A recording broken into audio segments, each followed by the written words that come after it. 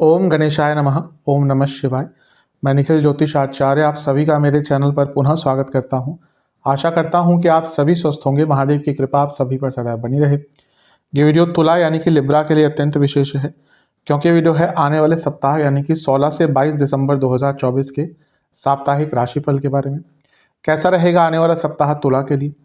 जो मेरा साप्ताहिक राशिफल होता है वो प्रमुखतः चंद्रमा और उनकी गति पर आधारित होता है। चंद्रमा एक ऐसे ग्रह हैं जो बहुत तेज गति से भागते हैं और करीबन 2.25 से 2.5 दिन में अपना राशि बदल लेते हैं, परिवर्तन कर लेते हैं। मन के कारक होते हैं चंद्रमा। उनकी विशेषता ये होती है कि जिस भी भाव में जाते हैं उसको एक्टिवेट कर देते हैं। इसी कारण से डे टू डे एक्टिविटीज़ पर उनका प्रभाव बहुत होता है। मन के कारक हैं, उनका राशि परिवर्तन इतनी बार होता है, तो जो भी हमारी गतिविधियां होती हैं उन पर बहुत ज़्यादा प्रभाव उनका होता है। इसी कारण से साप्ताहिक राशिफल भी विशेष होता है। किस प्रकार से आने वाले सप्ताह में एक गाइडेंस प्राप्त करें ज्योतिष के माध्यम से, क्या अच्छा क्या बुरा संभावित हो सकता है, इसको जानें। इन सभी चीज़ों के लिए साप्ताहिक राशिफल बहुत विशेष होता है। यदि आपकी लग्न राशि या चंद्र राशि तुला है, दोनों ही गाइडेंस के लिए इस राशिफल को देख सकते हैं। जहाँ से आपको ज़्यादा रिलेट करता है, सूट करता है, वहाँ से इसको देखिए। व्यक्तिगत तौर पर मेरा मानना है कि यदि आप अपनी लग्न राशि से देखते हैं तो अच्छा है। इनकेस आपको नहीं पता तो चंद्र राशि से देख सकते हैं, या जहां से आपको ज़्यादा सूट करता है वहां से देखिए। बस कहने का तात्पर्य है अलग अलग राशिफल नहीं बन सकते। शुरू करते हैं। चंद्रमा आपके नवम भाव में ही होंगे यानी कि मिथुन में 16 तारीख को, और 17 तारीख के शाम के 7 बजे चंद्रमा 7 बजे तक चंद्रमा यहीं पर रहेंगे। चंद्रमा का नवम भाव में होना एक प्रकार से अच्छा ही होता है। वो आपके 10वें घर के स्वामी हैं, तो यहाँ पे जब वो होंगे तो कर्म धर्माधिपति योग भी बनाएंगे, और चंद्रमा भाग्य स्थान में है तो भाग्य का भी भरपूर साथ मिलेगा। सूर्य की पूरी किरणें यहाँ पे चंद्रमा पर होंगी, जो बता रही है कि ये पूर्णिमा योग भी बन गया, और भाग्य स्थान में कर्म भाव के स्वामी पूर्णिमा युक्त होकर बैठ गए, यानी कि भाग्य और कर्म दोनों में ही श्रेष्ठता, दोनों में ही उत्तमता देखने को मिलेगी। भाग्य का साथ मिलेगा, कर्म प्रधान रहेंगे, कर्मों में सफलता मिलेगी। ये जो सूर्य है वो आपके लाभेश भी हैं और चंद्रमा आपके दशमेश हैं, तो दोनों का दृष्टि द्वारा मिलन भाग्य स्थान में अपने आप में ही बहुत अच्छा योग है।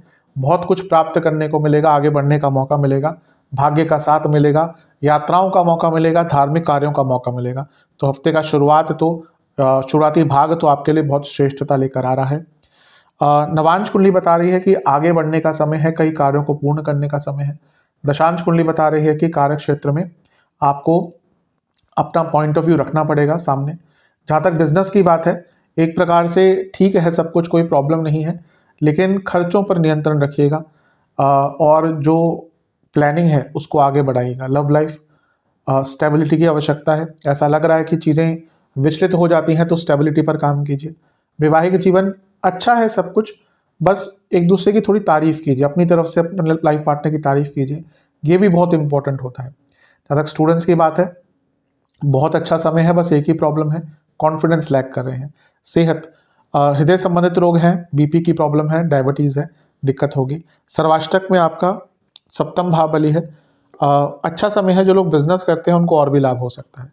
17 तारीख शाम के 7 बजे चंद्रमा आ जाएंगे आपके 10वें भाव में यानी कि कर्क में, और 20 तारीख सुबह के 2 तक यहीं पर रहेंगे। चंद्रमा का 10वें भाव में आना एक प्रकार से अच्छा ही माना जाता है। यहाँ पे वो स्वग्रही हो गए, यानी कि अपने ही राशि में हो गए, स्वराशि में आ गए, अपने भाव में आ गए, तो ये और भी अच्छा है। यहाँ पे चंद्र मंगल योग बना, ये भी अच्छा है। और मंगल सप्तमेश है, वक्री होकर नीच के बैठे हैं, तो और भी स्ट्रांग है, दिग्बली भी है। अगर इस टाइम पे प्रमोशन आदि की बात चल रही है आपके ऑफिस में, तो बहुत संभावना है अचानक से आपका नाम प्रमोशन के लिए रेकमेंड किया जा सकता है या आगे बढ़ सकता है। बस ध्यान ये देना है कि मंगल नीच के हैं, वक्री हैं, और जिनका समय थोड़ा सा खराब है उनकी कार्य क्षेत्र में थोड़ी सी बहस आदि भी हो सकती है। शुक्र का प्रभाव भी है, यानी कि ये समय ऑफिस पॉलिटिक्स भी तंग करेगा। जिनकी दशा अंतर्दशा, या फिर हम छोटे समय की बात करें तो प्रत्यंतर दशा तक अगर अच्छी नहीं चल रही, उनके लिए यहाँ पे ऑफिस पॉलिटिक्स बहुत तंग कर सकती है। शुक्र आपके लग्नेश हैं और चंद्रमा आपके दशमेश हैं, दोनों का समसप्तक होना, यानी कि जीवन में कुछ अगर कार्य अटक रहे थे या कुछ रिस्क लेने थे या कुछ कार्यों को आगे बढ़ाना था, उसके लिए हफ्ते का मध्य भाग श्रेष्ठ है, श्रेष्ठतम है। प्रॉपर्टी आदि बेचने के लिए भी समय काफ़ी अच्छा है। मंगल अभी वक्री हुए हैं, तो प्रॉपर्टी आदि खरीदने की कोशिश कुछ समय तक ना करें एटलीस्ट, लेकिन अगर बेचना चाहते हैं तो समय ठीक है।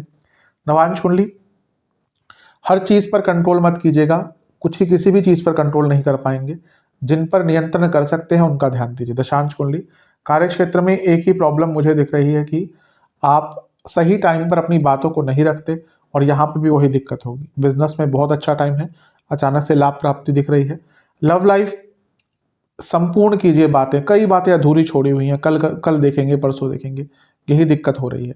वैवाहिक जीवन, आपको अपने लाइफ पार्टनर के मूड को समझना है, थोड़ी सी परिस्थितियों को सकारात्मक रखना है। स्टूडेंट्स की जहाँ तक बात है, आप बहुत ज़्यादा अपने विचारों को लेकर, अपने फोकस को लेकर बहुत प्रॉब्लम में यहाँ पे रह सकते हैं, यानी कि एक जगह पर आपका फोकस नहीं होगा और उसके कारण दिक्कत हो सकती है।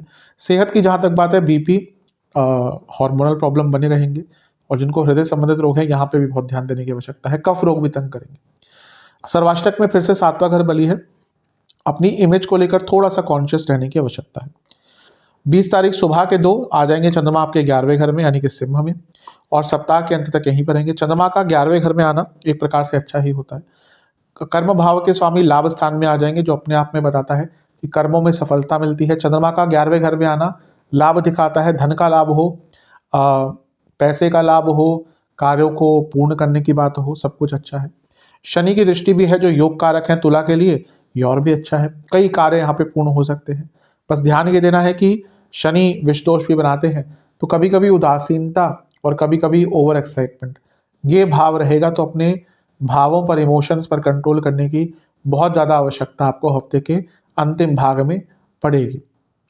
लग्नेश यानी कि शुक्र से अष्टम में है, इम्पल्सिव बहुत रहेंगे, किसी की बातों में मत आइएगा, किसी के इन्फ्लुएंस में मत आइएगा। जो भी निर्णय लेना है, जब तक पूरी 100% क्लैरिटी नहीं हो तब तक वो निर्णय मत लीजिएगा। कुछ इच्छाओं की पूर्ति हो सकती है।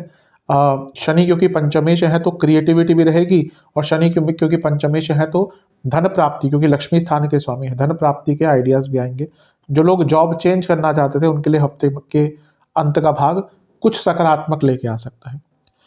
जहाँ तक नवांश कुंडली की बात है, ऐसा लग रहा है कि एक बहुत सकारात्मक ऊर्जा आपके अंदर रहेगी, बस वो ऊर्जा काफ़ी अप्स एंड डाउन्स वाली होगी।